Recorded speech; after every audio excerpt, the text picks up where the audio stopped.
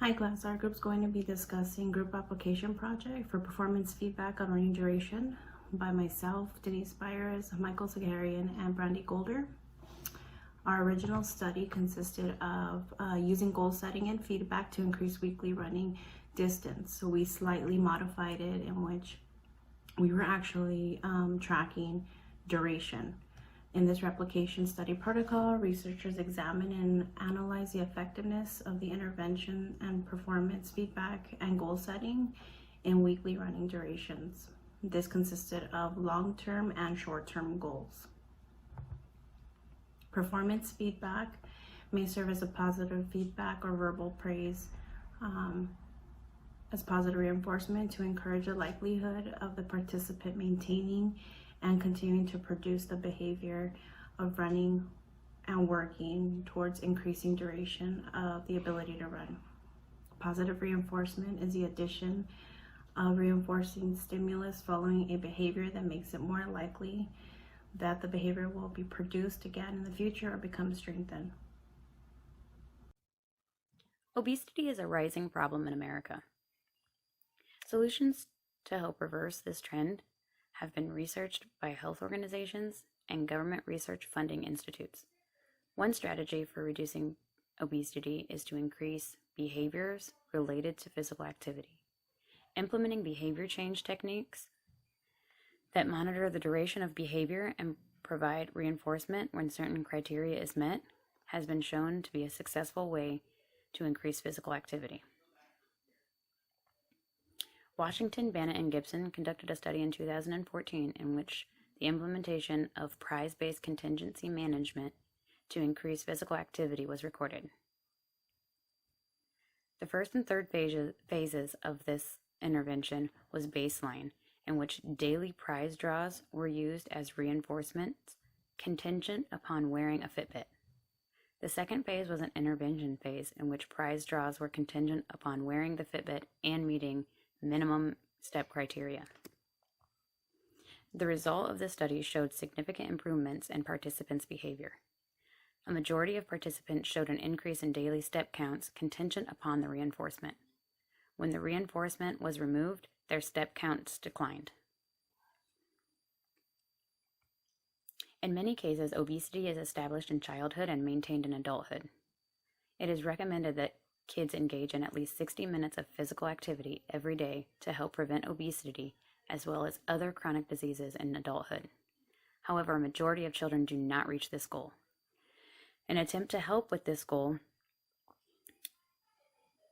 schools have implemented school-based interventions. Two strategies that have been used and encourage physical activity include contingency management and self-management. Hayes and Van Camp conducted a study in 2015 in which reinforcement as well as self-management was used with the attempt to increase the physical activity of school-age children. During the baseline of this study, a Fitbit was worn by the participants that was covered so that the participants couldn't see their step count. During the intervention, the data on the Fitbit was revealed and the students were encouraged to view it. During reinforcement for this study, individuals were given a preferred tangible immediately after the session if their goal was met. Feedback was also given at the end of each session, either in the form of praise or encouragement. The result of this study showed that during the intervention phase, step counts increased for the participants. They decreased during the reversal baseline and increased again when the intervention was implemented. There are several behavioral change theories that consider feedback to be an important component of successful behavioral change. Schoenberg and Associates conducted a review in which feedback was used in an intervention for diet and physical activity. In this review, 9 studies were conducted to test the efficiency of providing feedback to promote behavioral change. Out of those 9 studies, 4 reported significant improvements in health behaviors. 3 of the 4 provided feedback that was continuous, available, goal-oriented, and actionable. The result of the study suggests that when feedback is readily available, personalized, and actionable, significant behavioral change will occur. In addition to contingency management, self-monitoring, and feedback, another strategy that has shown to be beneficial in behavioral change is goal setting. Matthew Norman, in 2008, conducted a study in which self-monitoring, feedback, and goal setting were all implemented in an intervention to increase physical activity. Each participant wore a pedometer that was masked during baseline to prevent any feedback. Daily step goals were established according to the previous week's data. If the participant met the goal, they would increase their goal for the next week. If they did not meet their goal, it would not be increased.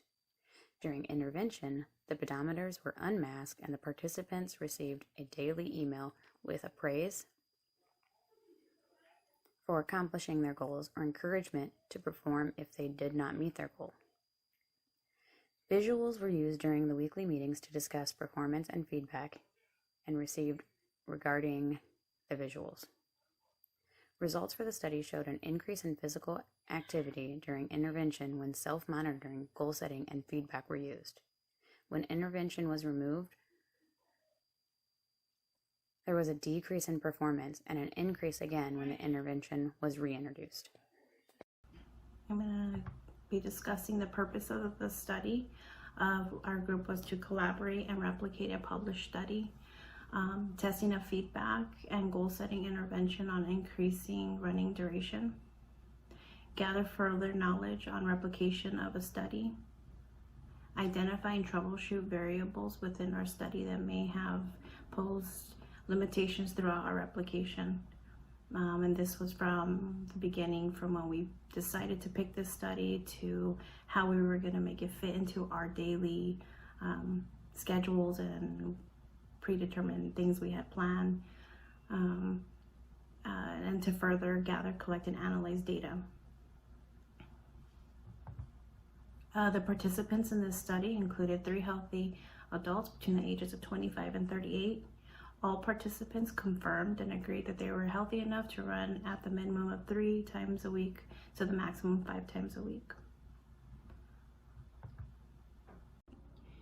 Materials required for this study were the basic essentials for running. We had to use comfortable running shoes, running attire, smartphone with the downloaded apps of Map My Run, Nike Run Club, and the stopwatch timer app. We decided to use that due to the fact that when we started with the Nike Run Club and Map My Run, we had some variations in saving and syncing the appropriate times. And I know I'm using iPhone and I was having some glitch issues, and I know Brandy was using I believe an Android device, and she was having some issues with saving it as well. So we decided as a team to switch it over to stopwatch, which was available on all our phones, and that worked out a lot better. And we were able to sync our time for start run and end run during each opportunity. We also used a treadmill. I know for myself, I was not able to always run outside or at the gym, so I was able to utilize a treadmill here at home. A computer to track all our data and run everything asynchronous, so that way when I was busy, Mike could work on it, and vice versa with Brandy, and we were all updated and aware of all the data and deadlines that we had scheduled, so we can meet every Friday and discuss the progress we were making in the study.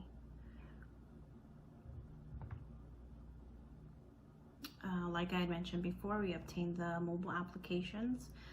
The goal was to participate in running 3 to 5 times a week. I know for myself, I never made it to the 5 times. I always achieved the 3 at the minimum. We also had a linked Excel sheet that we added the duration of time to. We also had a live Google Doc. We had multiple platforms, Google Hangouts, group text thread we had going, and email, along with Google Drive that we synced all forms for IOA and treatment fidelity. And if we had any questions or needed help to troubleshoot or navigate through something we were stuck on, we were able to communicate really whenever, throughout the week.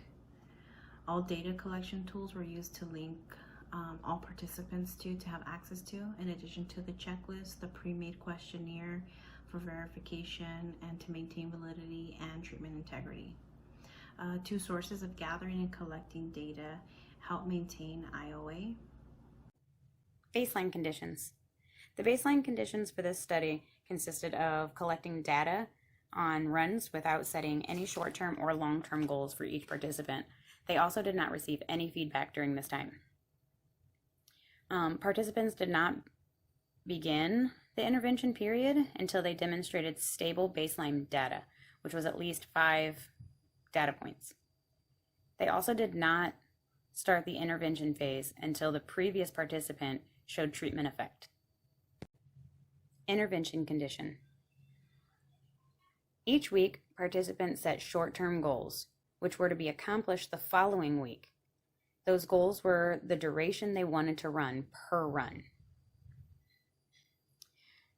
By setting their goals, they signified the beginning of their intervention. Weekly meetings were held via video call in which the participants received feedback and announced their goals for the next week. At these meetings, each participant asked and got asked standardized questions about their runs. Each participant then set short-term goals for the next week. Each of their goals were discussed, and if 2 out of the 3 runs were met, they could then raise their goal for the next week. If the goal was not met, they could keep the same goal or they could lower it for the next week. I thought it would be helpful if we also included a project timeline, a little visual, so you could better understand kind of how our project looked. It could be a little confusing if you don't see an actual visual for it. As you can see here, our project began on October 10th. That was when we were approved. So we basically looked at, okay, who had stable baseline data first. It happened to be that I was the first one to collect baseline data that was stable. So I had about 5 runs that were stable baseline runs, around 8 minutes. And because of that, I was the first one to start the intervention. We used a multiple baseline design. So I started the intervention, and Denise and Brandy, who were at that time still getting consistent baseline data, they stayed in the baseline condition while I received the intervention. So as you can see on 10/18, I started the intervention.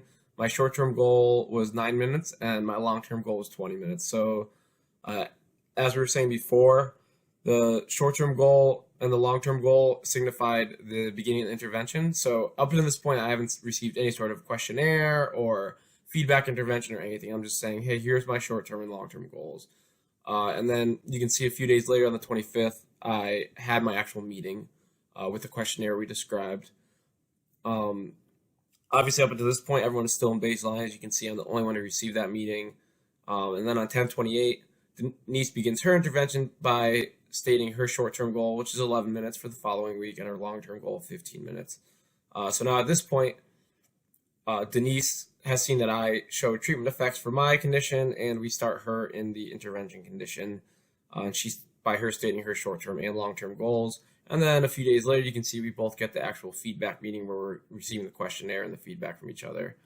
And then a few days after that, Brandy begins on 11/4. And then on 11/8, you can see we're all receiving the feedback meeting intervention. So at this point, we're all, as of 11/4, we're all in the intervention. And as of 11/8, we're all actually receiving the feedback portion of the intervention. And then you can see the dates of like our other meeting days, like 11/17, we met again for the feedback meeting. And then 11/22, we kind of gave an adapted form of the questionnaire because it was the last day of our study. And we kind of just reviewed a lot of the questions and saw where everyone's progress was up to that point. We also thought it would be helpful if we could explain to you guys the actual questionnaire that we used. We basically created our own questionnaire because the study itself did not provide the questionnaire or the feedback intervention content that they used. So we just created our own questionnaire of things we thought would be helpful for asking questions and giving feedback for individual runs that might help motivate future performance to increase running duration. So just our questions, looking at them, was what was your short-term goal for last week? Did you meet your short-term goal last week? What were barriers to running and meeting your goal last week? What was helpful in reaching your goal last week? So, things that were helpful and things that were barriers. And at that point, we had the consultant discuss the graph. So, because each week we had everyone upload their graph so we could all look at the graphs. And at that point, the consultant talked to the consultee about the graph and the trend line data and how the person was progressing so far, any issues or things that were irregular in the data. Then we asked how the person was feeling progressing towards their long-term goal. And then looking at things like what are some things you can do to make it more likely that you will reach your short-term goal next week, and what are some things that you can do to make it more likely that you will reach your long-term goal. And then at that point, we looked at the following week, what will your short-term goal for next week be? If they didn't meet their short-term goal, they could either lower it or keep it the same for the following week. And if they reached the goal, they were asked to pick a new goal for the following week. And then we asked, when do you think you will run next week? And the reasoning behind that was because we thought maybe if we asked when the person will run next week and they actually set a day or gave like at least somewhat of a commitment to a few days the next week, and make them more likely to actually run those days, so they actually planned it in their head when they would run. Treatment fidelity. The steps that were taken to ensure treatment fidelity in this study consisted of a clear, concise, and well-defined operational definition for the target behavior. Also, a script of predetermined questions was used by the consultant at each meeting to ask the consultee. A third group member completed a fidelity checklist to ensure all questions were asked at those meetings. So now I think it would be a good time to look at the results of our study, which were very interesting. The first thing I think would be good to look at would be the inter-observer agreement, which was very high for all three participants, which would kind of make sense since we are just measuring run duration, which is pretty consistent between the applications we used. Usually the difference in times was more the result of switching between the apps instead of like any inaccuracies in the app themselves. So, stopping the timer on one app and then going to another app and having to stop the timer. Sometimes there's a lapse in time between those two applications, being able to stop the timer. And we had some issues at the beginning of the study with the timers and getting them synced correctly and being able to stop them correctly. But either way, given that it was only a small window of time, that the IOA was pretty high for all three people. Usually, as we said before, we'd use the Nike Run Club, Map My Run, or Stopwatch, two of those three. So what you'll see in these tables is the two applications used for each run. For each person, I have the table, so each line is each run. So you can see the IOA for each actual day and each actual run between the two data points. So for example, 994, 970, 1.0. So these are before it's converted to a percentage, the IOA. And then you can see how we calculated the mean duration per occurrence IOA. Mean duration per occurrence was used because total duration of IOA, Cooper reports that it's not as conservative of a measure. So we decided to use mean duration per occurrence IOA. So basically how you calculate that is you sum all of the IOAs you see here in this table, 994, 970, 1.0, 0.994, 0.988. All these points, you add them up to get a total summation, and then you divide by the total number of data collection periods. So for this one, it would be adding all these IOAs, which ended up equating to 19.88 divided by 20, which just means that there was 20 runs between the baseline and intervention condition. And as you can see, you multiply by 100 and you get the percentage of mean duration per occurrence IOA. So for Mike, it was 99.4, which is obviously very high. And like I said, to be expected, because if we were measuring distance, as the original study did, you'd expect a bigger disagreement in IOA. But part of the reason we chose duration over distance was because distance only allowed us really to run outside, whereas duration, we could run on treadmills due to like weather conditions and stuff like that. So as you can imagine, the IOA would probably be a lot different if it was based on distance, because a lot of times running applications, they don't always report the same exact distance. There's some calibration issues and things like that. So yeah, you can see right here, 99.4% for Mike, for me. And then looking at Denise's, once again, very high. Denise had a couple of days where you can see, for example, on 10-12, where she was having some trouble with the applications, switching between them and stopping a run. So she had a couple of low IOA points just because of the lapse of time. But the good thing about IOA is it's taking into account the number of observations. So as you can see in her calculation here, she had 17 runs. So although she had a couple low IOA days, not super low, but not as high as we'd expect, it all evened out in the end, and the law of averages kind of took over. And she still ended up with a 94.8% mean duration per occurrence IOA, which is, once again, very high. And then we can look at Brandy's, looking at the same thing, doing the same calculations. She had 18 runs, and her mean duration per occurrence IOA was 99.1%. So we're all considerably over 90% for our IOA, and we're using a more conservative measure using mean duration per occurrence IOA. So obviously our IOA, almost as expected, is pretty high. So now I just want to go over the actual results of like the dependent variable of our study, which is running duration per run, and the effect our intervention had on that dependent variable. The intervention, of course, being the independent variable. So I kind of wanted to start simple and then move a little more into the details with some visuals so it could really be clear what was going on in our study. So you can see from this first slide, I just kind of want to focus not really on the multiple baseline aspect and design of the study, just first looking at just the general results for each participant. So what were the average of baseline, what was the average of intervention, and the range of baseline, range of intervention. Just kind of get a general sense of what it looked like in baseline, what it looked like in intervention for each person. So looking here, for Mike, for me, you could see my baseline average was 810 per run with a range of 805 to 815 per run. In the intervention period, that considerably increased to 1414 per run with a range of 1017 to 1814 per run. So for me, you can see there's definitely a difference in baseline versus intervention. Denise, looking at hers, once again, you can kind of see the same thing. Her average at baseline for Denise was 835 per run with a range of 742 to 931 per run. And intervention increased substantially to 1348 per run with a range of 1058 to 1732 per run.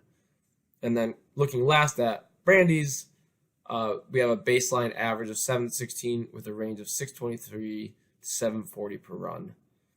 And her intervention period, you can see an average of 922 with a range of 804 to 1308 per run. So all three participants, just looking simple breakdown of each individual and their averages of baseline intervention. We're seeing substantial differences, a substantial increase between the two periods. And obviously the multiple baseline aspect of the study, the staggering of the conditions, is really what's going to show the replication effects. So that's what I will talk about next. So now I want to look at the multiple baseline aspect of the study, the staggering of the conditions, to really look at the replication effects. Like I said, we'll talk more about some limitations on this, why it doesn't look perfect, but overall I think we did a pretty good job replicating a multiple baseline design with some caveats. So just looking at it first, my first bullet point here, we all showed AB results individually, so just putting the whole multiple baseline aside, looking at baseline to intervention, did we see increases for each individual participant? Regardless of the staggering, we did. We saw an increase in running duration per run, as we talked about in the previous slide, for each person. So basically, baseline intervention, all three people showed an increase in duration per run. So that's a good start to really give some more strength to our study and our results, that all three of us were able to do that. So now we kind of want to look more at the multiple baseline aspect of it. So you can see in the graph here, we're all getting stable baseline data. We're all getting it for the first phase of the study. I was actually the first one to get 5 stable baseline points. So we figured that I was a good person to start the intervention because I had stabilized my baseline data. So after 5 stable baseline runs, I started my intervention. And immediately you can see I'm starting to get treatment effects. I'm starting to see an increase in running duration per run right when I start the intervention period. And of course, that's a great thing we want to see pre-post is an increase from baseline to intervention. But also using the multiple baseline design, these effects are even further supported by the fact that Denise and Brandy, which you can see their graphs below me in baseline, they're staying stable in baseline. So while I'm increasing my run duration per run and they're still in baseline, their baseline data is staying stable and my intervention data is showing an increase in run duration per run. Now, if Brandy and Denise, if one or either of them or both of them had shown an increase in running duration per run in the baseline condition while I was seeing that increase in the intervention condition, then it wouldn't support our intervention as much because we'd be saying, like, okay, well, Mike's showing an increase in his run duration per run in the intervention period, but also Denise or Brandy or both, they're having the same increase and they're not even in the intervention period yet. So at that point, you're looking at maybe like, what's another variable that could be increasing that run duration per run? But no, in our case, you can see like I have that increase in the intervention period, and Brandy and Denise, they stay stable at their baseline level. So that's really supporting my effects for me, the intervention on my run duration per run. So now I've begun the intervention. I show my treatment effects. Denise and Brandy, they're continuing to show stable baseline data. So now at this point, Denise has seen that I have an increase in running duration from baseline to the intervention condition. So we start her on her intervention condition because her baseline data is still stable. And she's shown stable baseline data while I'm seeing increases in the intervention.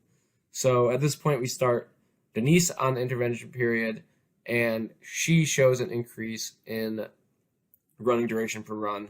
And now our results are further supported because I'm showing an increase from baseline to intervention, and Denise is showing an increase from baseline to intervention.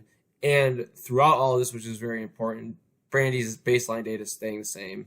And kind of like I was saying before, if at this point me and Denise are showing an increase in running duration per run in the intervention period, if Brandy's showing that same increase during baseline period, it's not really supporting our intervention that much because we're like, okay, well, Mike and Denise, they showed an increase in the intervention, but Brandy also didn't. She was only in baseline. So like I said before, at that point, we're looking at a third variable, maybe or a confounding variable. That's the result. That's impacting the results. But as we can see here, Mike, Denise, we show an increase in our running duration per run, and Brandy's baseline is staying stable. And last, we can look at Brandy's graph. And Brandy, after I've shown treatment effects and Denise shows treatment effects, and Brandy's baseline has been stable for quite a while now, we figured, okay, Mike and Denise showed the treatment effects. Brandy has been stable throughout. It's time to start Brandy on the intervention condition to see how it impacts her. And as you can see, slowly at the beginning, but especially towards the end, Brandy, you can see an increase in her running duration per run as she enters the intervention condition. So I'm going to talk a little about the limitations here because you look at the graph and you think, okay, well, looks to me like Denise and Brandy started the intervention on the same day at the same time. So I'm going to go into limitations now of why it appears that way when really they didn't start at the same time. In fact, they started almost like a week or two apart. So now I want to go over some limitations of why our multiple baseline graph might not look like you would expect. And the best way I could do this, because it's actually pretty confusing for me to explain in words, and I even had a little trouble communicating with the professor, was to show a diagram, show a visual. So you can see in our multiple baseline graph from the previous slide that it looked like Denise and Brandy started at the same time in the intervention. And that's because our graph actually plotted each data point per run. So each run was a data point. The problem is that each participant in our study ran a different number of times each week. So I might have ran 5 times in a week. Denise could have ran 2 or 3 times. Brandy could have ran 2 or 3 times. Or someone could have ran 8 times if they wanted to, or 7 times if they wanted to. So because we have a different number of runs per week for each person, it affected our graph because our graph was not by time, it was by run. So I just want to show this visual here you can see based on date of when the study started that we actually did stagger the intervention. So Mike, me being Mike, obviously, I showed stable baseline, then I started the intervention. You can see that in those first columns there. And then you can see once I demonstrated treatment effects, then Denise started the intervention. And the yellow data points those are the baseline periods. So you can see Denise spent a considerable more amount of time in baseline condition. I showed treatment effects, and then she started the intervention after I showed some treatment effects. We took her out of baseline. So that was after her 7th run. Now, Brandy, time-wise, we did stagger it because we did not start her intervention period until we saw some treatment effects for Denise. So you can see Denise is in the yellow there for baseline, and then she has 3 runs in intervention condition where we see some treatment effects, a 2 or 3 minute increase. So in our eyes, we said, okay, well, Denise showed an increase in her running duration per run. She's showing treatment effects. Brandy's had stable baseline up to this point in the study. So now we can start Brandy on the intervention. So looking at this graphical display, it looks staggered. It made sense to us. But the problem is we all ran on different days. We all ran a different amount of time. So because of that, the graph, since it's by run, it is a little misleading because Denise had 7 runs in her baseline condition, and Brandy had 7 runs in her baseline condition. So in our graph by run, it looks like they each started the intervention at the same time because they both started after their 7th run. However, Brandy's 7th run was after Denise's, and there is a lapse of time between when Brandy started from when Denise started the intervention. So we thought that was important to point out. If you're confused by that in any way, please feel free to reach out because it's been a little difficult for me to communicate it. But I think this graphical display kind of makes sense. You may wonder why in the original study they didn't have this problem. The original study was over a much longer period of time. So the original study used average duration per run for each week, which meant that each participant had the same number of data points, whereas ours had a different number of data points. So, for example, the original study, say, went 14 weeks. As an example, that being an example, 14 weeks of running. If we use the average run duration per each week for 14 participants, each guy or girl would have 14 runs or 14 data points in the graph. So someone could have ran 5 times a week, someone could have ran 2 times a week, someone could have ran 7 times a week. It wouldn't have mattered because they were just using the average duration per run per week. So each of those 14 weeks would have 1 data point for each person. Whereas our intervention was much shorter. So we didn't have that luxury of using average duration per week. We had to use each run as a data point. Otherwise, we really wouldn't even have time to put even more than 1 person in the intervention condition. So just as a note, we would say future studies, you'd really need a longer intervention period or some standardization of how much people are running. But really, I think having a longer study and being able to use the average per week would kind of avoid this issue that we had. So just some limitations of the study outside of the data and multiple baseline design, because Denise and Brandy are going to actually talk about some limitations they had as well. But some limitations that I found for our study, besides busy schedules and finding it difficult to always find run times and weather and things like that. Another one was the fact that we were all in geographic locations. It was difficult to always meet at the same time every day, every week. And that definitely impacted our protocol a little bit of how we were running the study because we originally wanted to run every Friday. We originally wanted to meet every Friday, and we weren't able to do that. We had to stagger. We met most Fridays, but we had to meet some other days for our weekly intervention. And honestly, the biggest thing that I think was a limitation of our study was that I really, truly don't believe that the reason I at least increased my running duration per run was due to the intervention itself. I didn't feel like I was super motivated by the feedback meeting. I thought it was helpful to maybe plan it out or kind of serve as a reminder to me that I'm supposed to be running. But I think the major reason that I was able to run was because I felt like I was doing this for a school project, and I take school really serious. And I felt like even though it wasn't a requirement to run for the grade or the project itself, really we just had to replicate the study.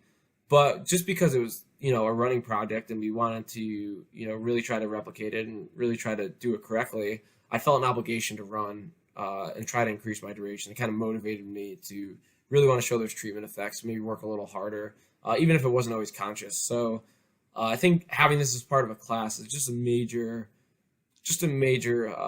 influence on all of our projects of why we were able to show some increases. And I could tell from some of the other groups too that presented that they didn't necessarily feel that their reinforcement or their interventions were the things that caused their improvement. And I would say that's definitely true for myself as well. And Denise and Brandy are going to share some of their thoughts on limitations they had. Although the group had limitations as a whole that we all agreed on and we discussed about, we also had individual limitations that we wanted to discuss as well. For myself, I know some limitations that set me back in the study were health-related illness with my daughter and myself, which impacted my pre-planned runs and my data collection. Also, at that point in time, run opportunities had reduced. So I believe during that last week of data collection, I was only able to collect two runs versus the 3. Also, day-to-day tasks and demands making daily runs not attainable in vivo. Run duration plateaued due to free time to run. So I was able to meet my long-term goal of 15 minutes. I was able to go up to, I believe, 17 minutes and 40 seconds, but I was not able to realistically continue running 3 times a week for 17 minutes. It's just not realistic for my schedule right now. I am able to run 10 to 15 minutes, but 17, it would just be unrealistic. One benefit that I did not include here, but I wanted to kind of touch or shed light on, was the fact that although we had limitations, there were some benefits. I was able to maintain the running and incorporate it now as something that's involved in my schedule. I don't feel like too stressed to have to run, but I feel like, okay, something's missing, let me try running for at least 10 minutes. And I've been able to maintain the 10 to 15 minute mark, which is nice. The limitations for the study for Brandy consisted of weather-related issues. It snowed too much, and it was too cold outside to run on a few of the days. Family schedules and prearranged commitments. Balancing group projects for 2 classes. And family and self-illnesses. Conclusion. The purpose of this study was to use goal setting and feedback strategies to increase duration of running. The result of our study showed an increase in all participants' duration of run after the intervention was implemented. The weekly group check-in meetings and positive verbal feedback helped maintain behavioral momentum throughout our study. Denise increased running duration from 8 minutes and 35 seconds at baseline to 17 minutes and 40 seconds after intervention. Mike increased running duration from 8 minutes and 10 seconds at baseline to 17 minutes and 41 seconds after intervention. Brandy increased running duration from 6 minutes and 25 seconds at baseline to 13 minutes and 6 seconds after intervention.